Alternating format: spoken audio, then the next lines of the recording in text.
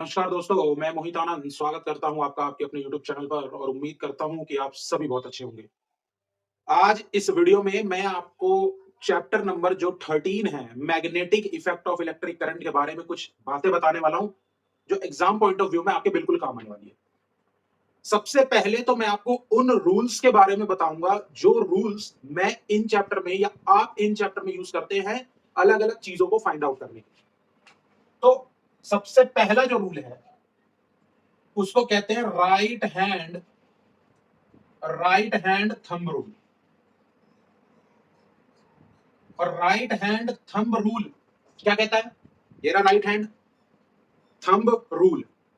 Right hand thumb rule ये कहता है कि अगर किसी भी कंडक्टर में करंट फ्लो कर रहा है, तो जिस डायरेक्शन में करंट फ्लो कर रहा है उस डायरेक्शन में आप अपने इस थंब को रखिए, और बाकी की उंगलियां जब आप रोल डाउन करेंगे तो ये मैग्नेटिक फील्ड की डायरेक्शन को रिप्रेजेंट करेगा।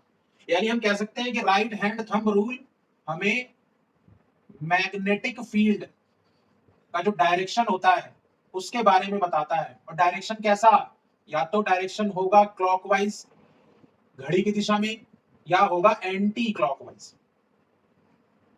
तो अगर आपसे कह दिया जाए कि राइट हैंड थंब रूल लिखिए, तो आप लिख सकते हैं कि adjust your right hand in such a way that the thumb will point in the direction of current, rest finger will roll down, will give you the direction of magnetic field. It can be clockwise or anti-clockwise. समझ में आ रहा है? समझ में आ रहा है तो like करें। इसी रूल को मैक्सवेल्स कॉर्क स्क्रू रूल भी बोला गया है। कॉर्क स्क्रू रूल वो भी इसी तरीके से काम करता है। ये जो मैक्सवेल है वो ऑस्ट्रेलिया वाला नहीं है। कॉर्क स्क्रू रूल ये कहता है, कॉर्क स्क्रू आप पेचकस जो होता है उससे आप ध्यान रख सकते हैं। तो जिस डायरेक्शन में करंट है उस डायरेक्शन में कॉर्क स्क्रू को पॉइंट करो। अब जिस डायरेक्शन में वो कॉर्क स्क्रू घूमेगा वो डायरेक्शन मैग्नेटिक फील्ड के डायरेक्शन को देगा, और ये भी सेम मैग्नेटिक फील्ड के डायरेक्शन को ही देता है, या तो क्लॉकवाइज या एंटी क्लॉकवाइज। समझ में आ रहा है? Maxwell cork screw rule. अगर आप एनसीईआरटी पढ़ेंगे तो एनसीईआरटी में नीचे स्टार मार्क करके ये चीज लिखी गई है, इसलिए बच्चे कई बार उसको ध्यान से देख भी नहीं पाते। इसीलिए कहा गया कि एनसीईआरटी की प्रूफ रीडिंग और अच्छे से रीडिंग करना बहुत इंपॉर्टेंट है बोर्ड पॉइंट ऑफ व्यू से। तीसरा जो रूल मुझे समझ में आता है, एक है क्लॉक फेस रूल। क्या है? Clock face rule.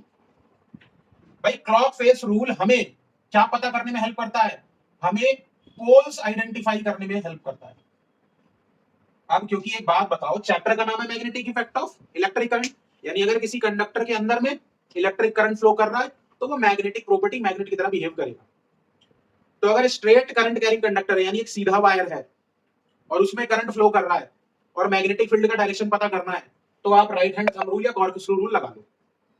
लेकिन वहीं पर अगर एक सर्कुलर लूप आ गया, ये रहा सर्कुलर लूप, अब इस सर्कुलर लूप में करंट फ्लो कर रहा है, तो मैग्नेटिक फील्ड का डायरेक्शन पता लगाने के लिए तो आप राइट हैंड थंब रूल या कॉर्क स्क्रू रूल पता कर लोगे। लेकिन अगर मैं कहूं क्योंकि ये मैग्नेट है तो इसका एक पोल नॉर्थ एक पोल साउथ होगा, कौन सा पोल नॉर्थ होगा कौन सा पोल साउथ होगा कैसे पता करेंगे?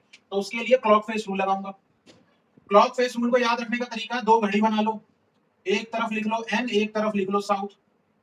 अब अगर आप एन को देखो तो एन कैसे घूम रहा है, समझो बात को। एन घूम रहा है एंटी क्लॉकवाइज। कैसे घूम रहा है? Anti clockwise. यानी कि अगर करंट का डायरेक्शन एंटी क्लॉकवाइज है तो जिस पोल को आप देख रहे हो मेरे बच्चों, कौन सा पोल है? नॉर्थ पोल है। और एस को अगर आप देखो तो एस कौन से डायरेक्शन में घूम रहा है? क्लॉकवाइज, घड़ी की दिशा के दिशा में। तो अगर करंट जिस जिस फेस को आप देख रहे हो उस फेस में अगर करंट क्लॉकवाइज है तो जो हमारा पोल होगा मेरे बच्चों क्या होगा? वो साउथ पोल होगा। इससे आसान तरीके से याद नहीं रख सकते।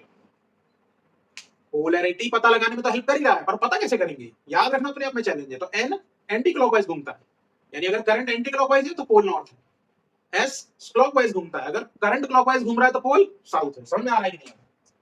चौथा चौथा जिसको कहते हैं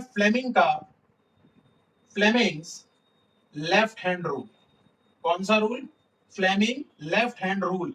और फ्लेमिंग का लेफ्ट हैंड रूल किसको पता लगाने के लिए? डायरेक्शन ऑफ मैग्नेटिक फोर्स, चुंबकीय बल की दिशा का पता लगाने के लिए हमने फ्लेमिंग के लेफ्ट हैंड रूल का इस्तेमाल किया। फ्लेमिंग का राइट हैंड रूल भी है, फ्लेमिंग का right hand rule induce current का पता लगाने में हेल्प करता है, जिस पर जनरेटर बेस्ड है, जो इलेक्ट्रोमैग्नेटिक इंडक्शन का पार्ट है, जो कि बोर्ड ने एलिमिनेट कर दिया आपके सिलेबस से।